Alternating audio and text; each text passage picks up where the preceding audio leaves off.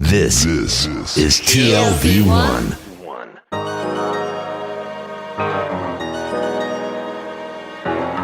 The Tel Aviv Review. Hello and welcome to the Tel Aviv Review. I'm your host, Gilad Halpern. Every week we bring you conversations with authors about the books and research and other things that we like. And if you like us, please consider becoming a Patreon supporter by going to our homepage. That's tlv1.fm/Tel Aviv Review. Look for the big red button that says Patreon. Click and support us. Some of you have been doing this for months and years, and we simply cannot thank you enough. My guest today is a historian of the Middle East and Jewish studies and assistant professor of Jewish-Muslim studies at the University of Michigan. His book, Hebrew Orientalism, Jewish Engagement with Arabo-Islamic Culture in Late Ottoman and British Palestine, has just been published by Princeton University Press, and it was a finalist for the 2025 National Jewish Book Award. Dr. Mustafa Hussein, hello and welcome to the Tel Aviv Review. Hello, Gilad. Thank you for having me.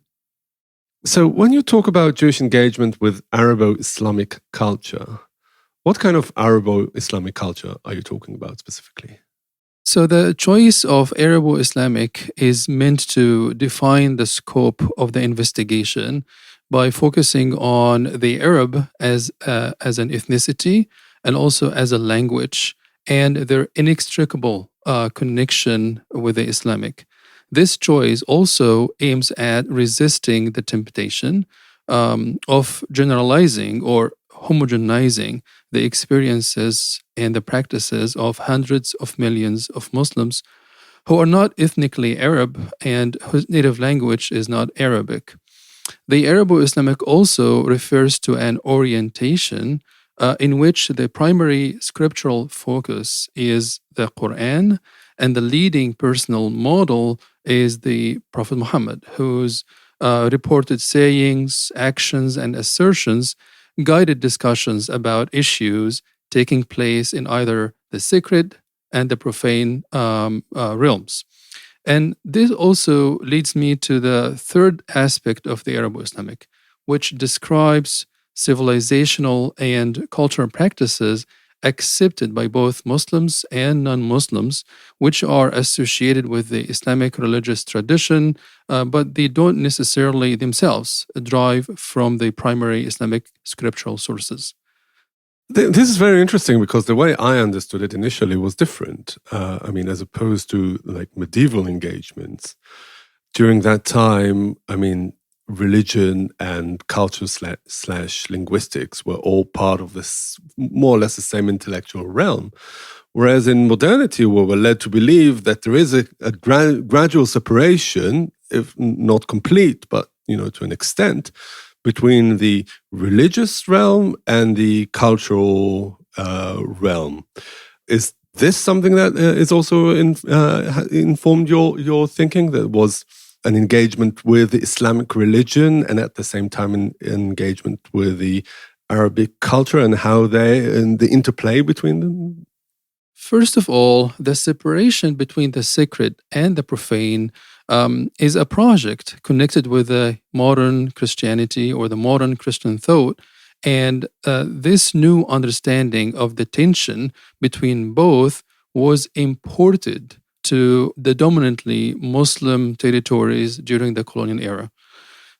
For Sephardi and Oriental Jews who had lived in the region for centuries, and even for those Ashkenazi Jews who had arrived to Palestine in late 18th century or late 19th century, before the advent of Zionism, Arabo-Islamic culture was the dominant culture which influenced their perception of the world and their lifestyle. Like, for example, we know even about the Ashkenazi Jews who came to Palestine before the advent of Zionism. They developed a Palestinian Yiddish. They had a Palestinian dialect of Yiddish that's representative of their cultural lifestyle, of their experience in the region. Take, for example, the principle of religious pluralism, which is enshrined in the Islamic tradition. Like in the Quran, there is a verse that clearly says there is no compulsion in religion. While modern Christianity tends to be viewed primarily in terms of belief, Muslims and Jews in the Muslim world have generally emphasized legal and ethical practices more than theology, more than doctrine. This environment that was not only hospitable to the principle of religious pluralism, but most importantly, protected it, motivated many of the Jewish writers I study in the book to call on their oppressed brethren in Eastern Europe to come to settle in late Ottoman Palestine because of, it was pluralistic, hospitable, and ethnically diverse. So the Jews in late Ottoman and early British Palestine that you look at also perceived the relationship between the sacred and the profane in the same way? I think so, to a great extent, that the Islamic for them wasn't something necessarily religious, but it was the idea of Islam that, and even the way that medieval Jewish scholars were writing about Islam with as an Abrahamic religion that is drawn from the idea of submission and withstanding different trials, like what Abraham had as Abraham had succeeded in withstanding the trials according to the Bible and also the Quranic narrative. But Islam also has some regulations about organizing the relationship between individuals and between individual and the authorities, and also govern the transactions, like daily transactions, like buying and selling, for example. That is something secular, practical, pragmatic. But they also, the scholars I study, were aware of another dimension of the Arabo-Islamic, that is the linguistic, that is the Arabic, or the racial, or the ethnic Arab. So I can say that there are some distinctions in their perspective about what is Islamic and what is an Arab. And I think because of this fluidity in both categories, I decided to mesh them together to talk about the Arabo-Islamic rather than the Islamic or the Arabic. Yeah, because the Jews that you're talking about were also Zionists, were in a way indigenous to that culture. I mean, they didn't, unlike many other Zionists who came from other places. I mean, there were many Zionists who didn't want to have anything to do with the Middle Eastern culture and the indigenous Arab culture. But even those who did want to engage with the language and culture of the region did it as foreigners with an external look. These people that you're talking about have emerged with, as you know, they were part and parcel of that culture. How did that change their perspective? Or in a way, how do you see them as different from other sorts of external engagement by Zionists coming from elsewhere? So as you said, many of these intellectuals that I study in my book were indigenous to the region, and they can be, they are descendants of families who had lived in Palestine or in the Middle East in general for centuries. Like, for example, Abraham Shalom Yehuda, for instance, he is a descendant of an Iraqi family that immigrated from Baghdad and settled in Jerusalem in the middle of 19th century. Someone like, unlike him, David Yalin, for instance, he is a Jerusalemite. His father, Joshua Yalin, who was born in Jerusalem in 1840s, to Polish parents who had immigrated from Poland at the beginning of the 19th century. His mother wasn't European, though, right? David Yalin. David Yalin, yes. Yeah. His mother was Iraqi. Yeah. She was actually a daughter of Ezekiel Shalom Yehuda, who had immigrated from Baghdad in the middle of 19th century.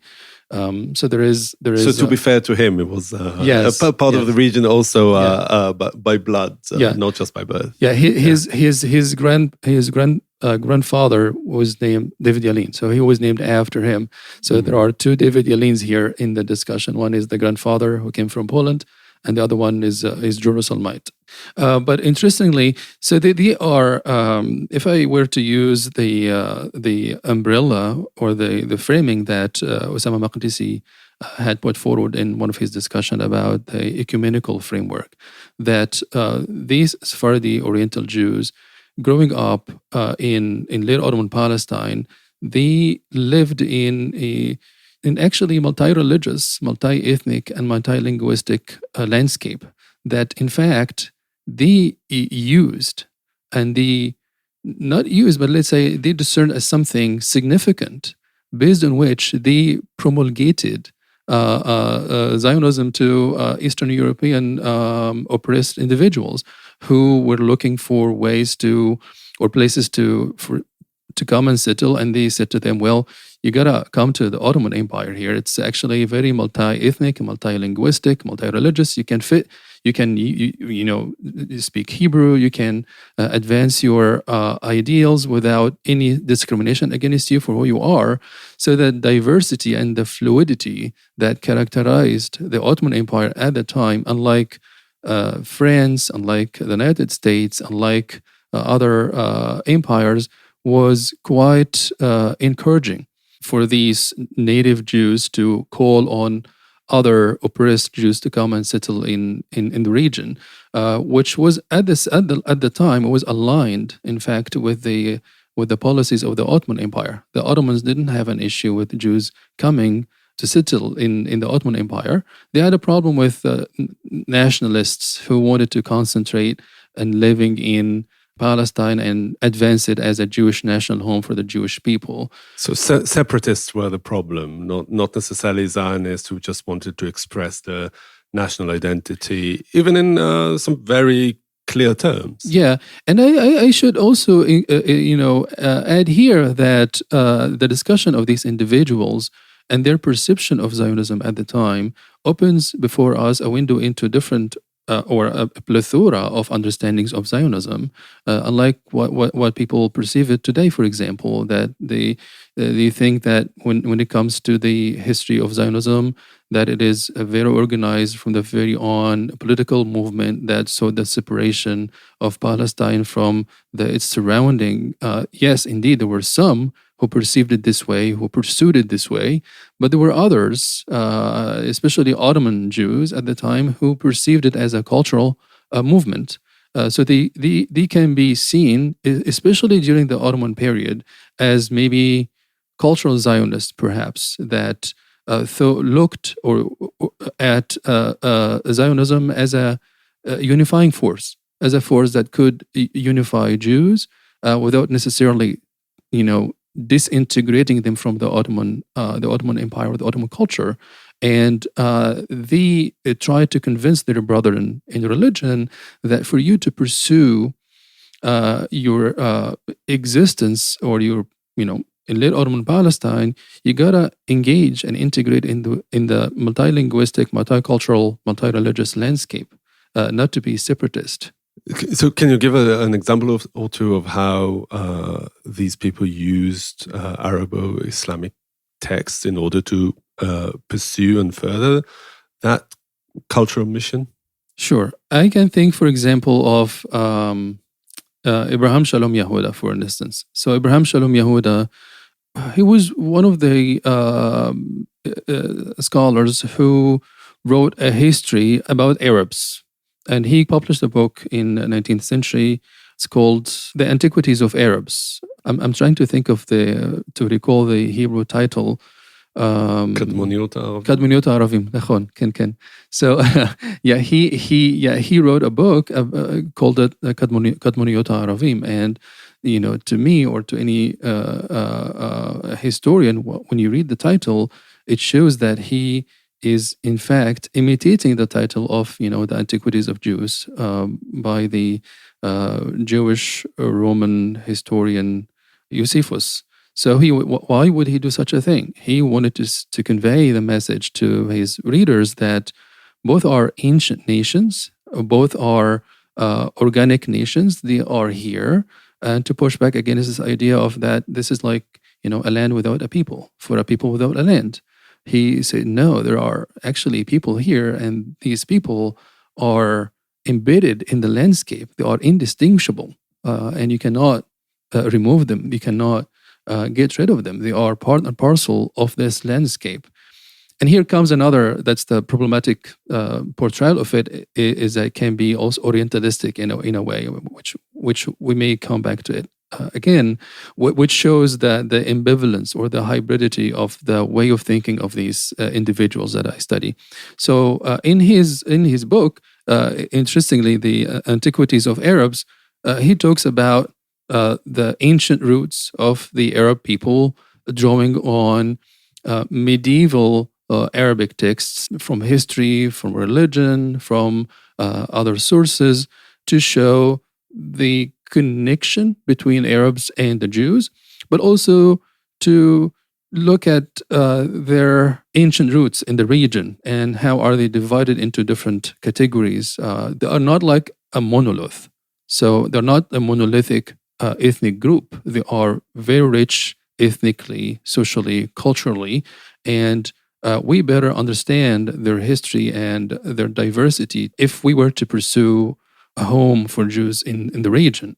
And he said later in 1940s that he introduced this book or presented this book as a gift to Herzl when he met with him in the first Zionist Congress, and he told him about the misinformed steps he was taking, that it is not wise on his part to bypass the indigenous population, the Arabs in this case, and go to the imperial authorities to get the permission to have Palestine for a Jewish people. So that's one example. In one of his writings too, he wrote about, which was in line with a lot of the discussion that was going on among European Zionists about the idea of the new Jew. That, if we need to rid ourselves of the diasporic Jew and reshape ourselves and establish a new Jew, the Hebrew, the new Hebrew.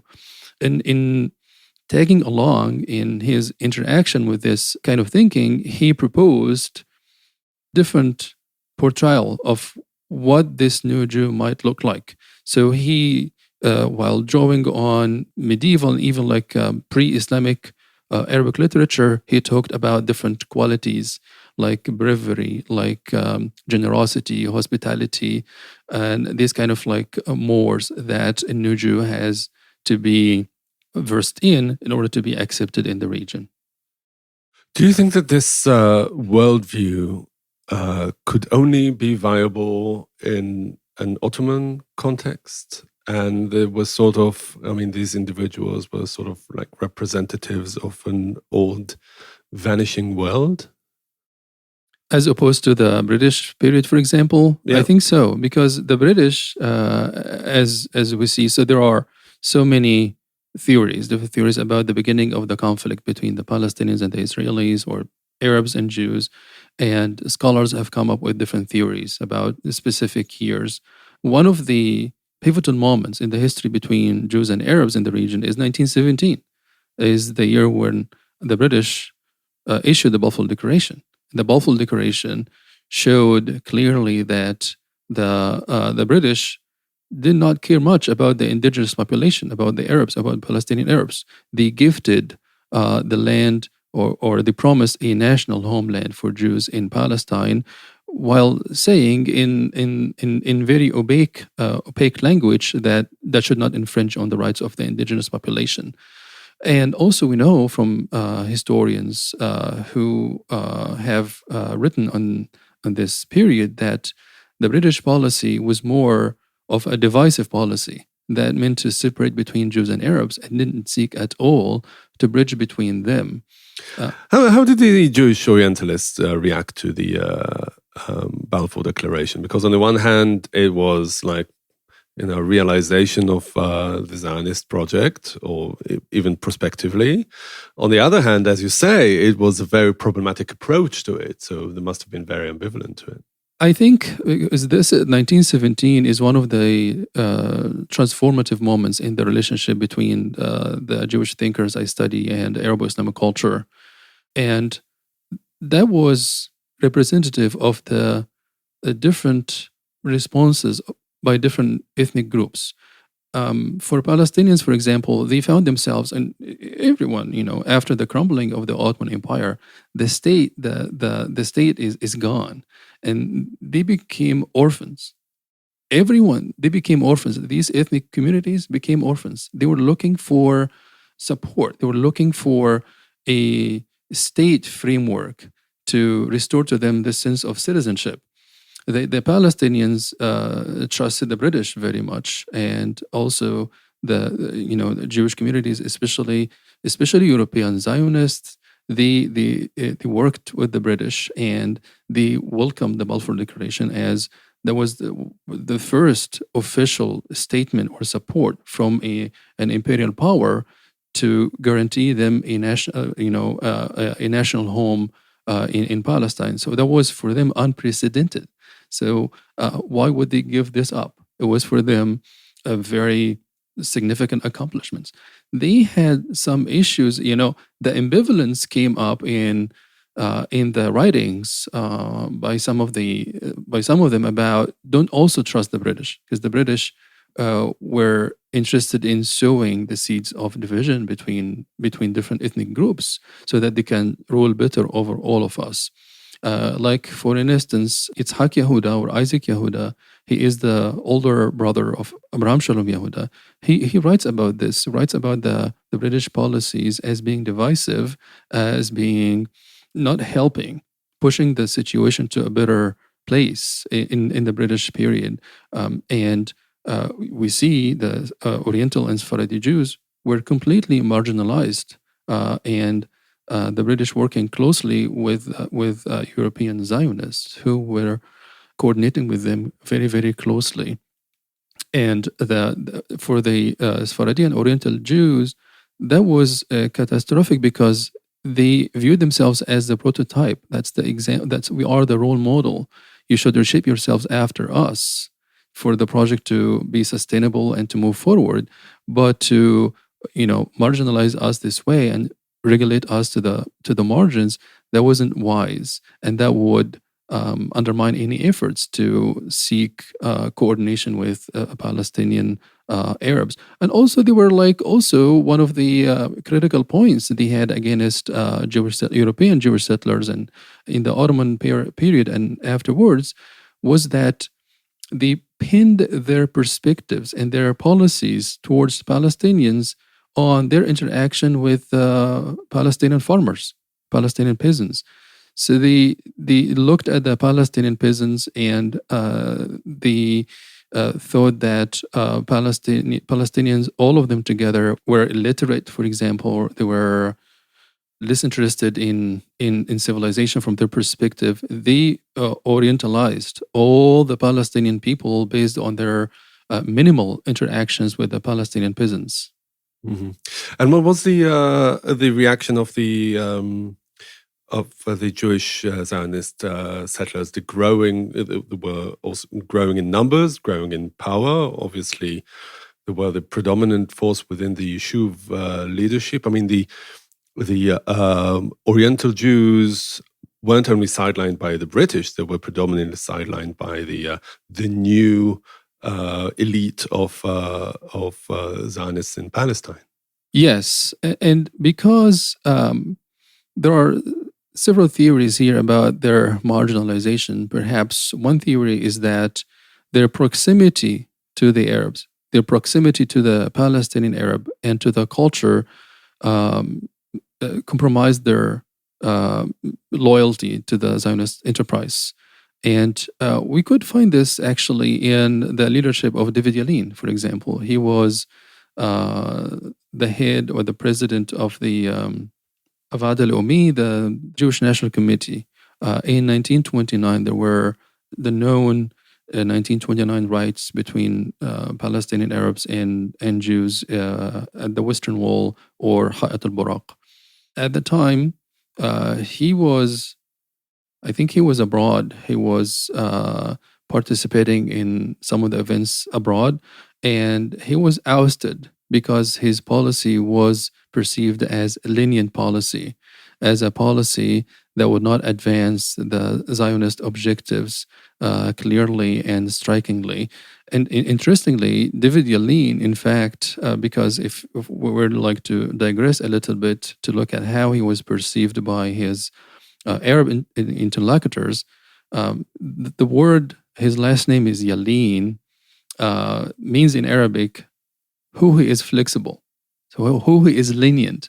So Yalin was perceived as someone who is lenient by his Arab interlocutors, and that created some sort of like favorable relationship or amicable relationship between him and some Palestinian and Arab interlocutors, whereas this leniency was perceived as a weakness point by European Zionist politicians, and that needed to oust him and replace him with another more hawkish leader. So do you think that if their approach had prevailed, the rejection by Palestinian Arabs of Zionism might have been mitigated to an extent? I don't know.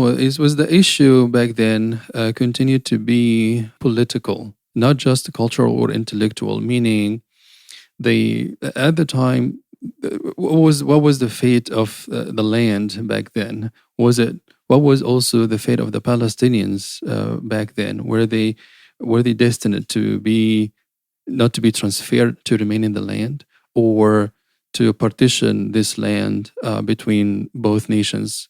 We know, like in 1936, the first time the idea of partition was introduced to Jews and Palestinian Arabs. Some of the individuals I study here, they kind of rejected the partition plan. And why did they reject the partition plan? It gives you two theories. One is that they want the whole land to all of them. It's like it's a historic right based on the Bible, but they don't necessarily want the Palestinians to be transferred, to be relocated, go somewhere else. They are part of the people, part of the landscape. Which means that, okay, so they are here to stay. Those are indigenous population. They are Am Haaretz, the people of the land. But they are also similar to the landscape. They don't, merit political rights or national rights. They are welcome to stay as individuals in our historic homeland, and not to transfer them and send them away. But do you think that it would have made Zionism more palatable for an Arab national leadership?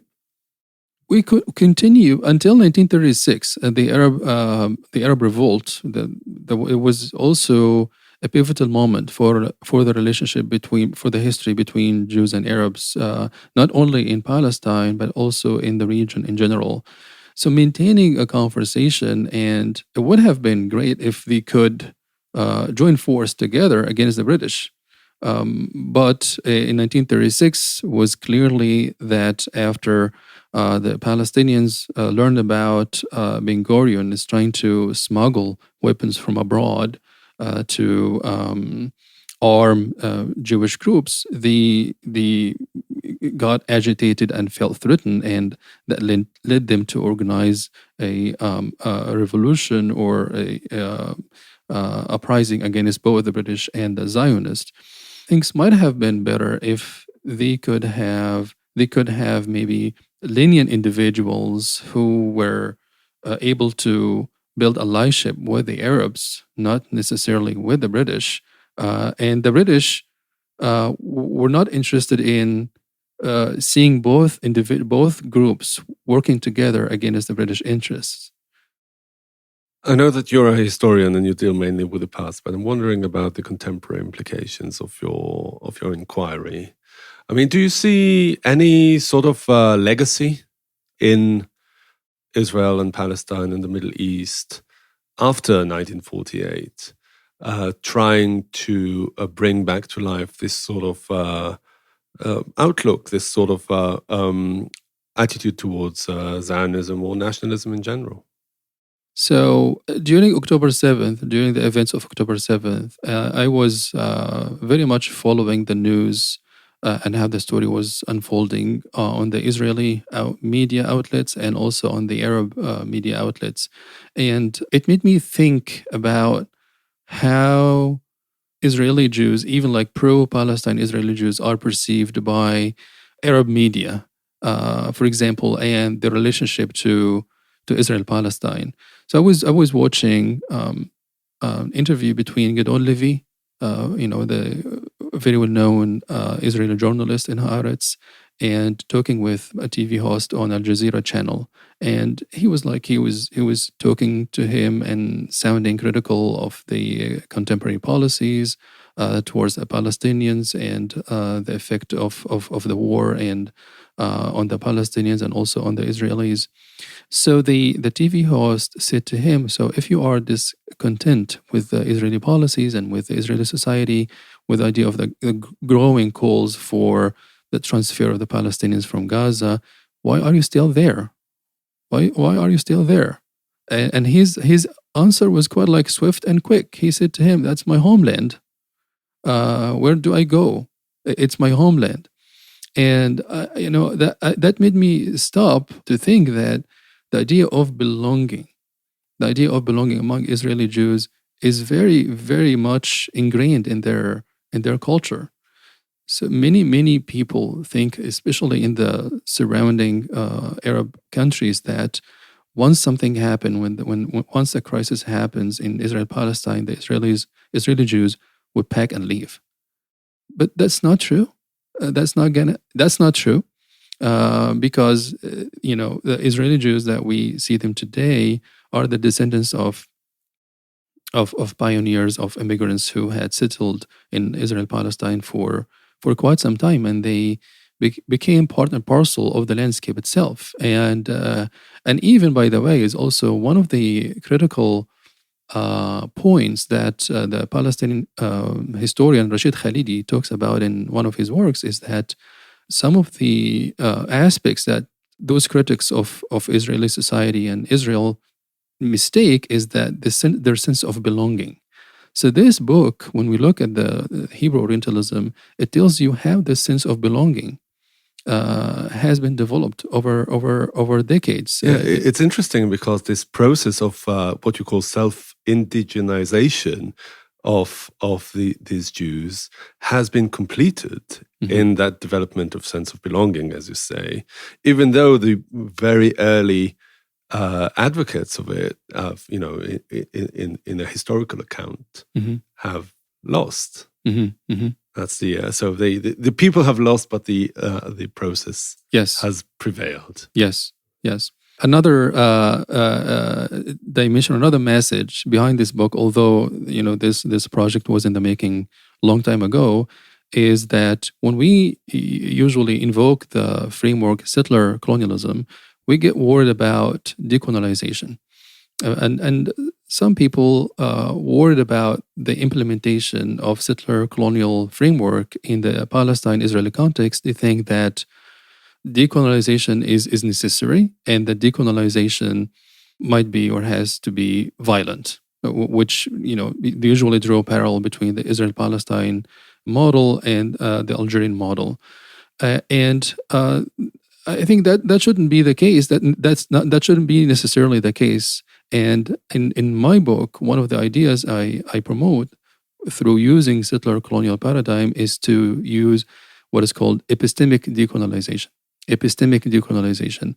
I just mentioned the idea of belonging. How ingrained is it in Israeli Jews' sense of belonging to the landscape and to the region, but also Israeli Jewish folks need to know that the Palestinian Arab was in fact one of the motivators of this sense of belonging. So the Palestinian Arab is not a threat, is not like an existential threat for the Israeli Jew. It's actually because of the Palestinian Arabs' interaction with the landscape, with the culture, with the language, Israeli Jews or the pioneers were able to shape themselves the way they are.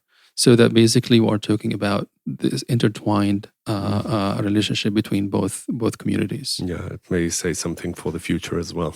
Yeah. Dr. Mustafa Hussain, thank you very much for joining us today. Thank you, Gilad, for having me.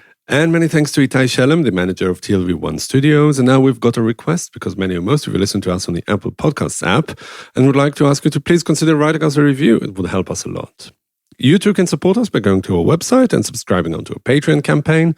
Check out our archive. It has more than 1,000 interviews. Like us on Facebook, follow us on Twitter, and now on Blue Sky as well. Join us again next week for another edition of the Tel Aviv Review. And until then, from us, goodbye.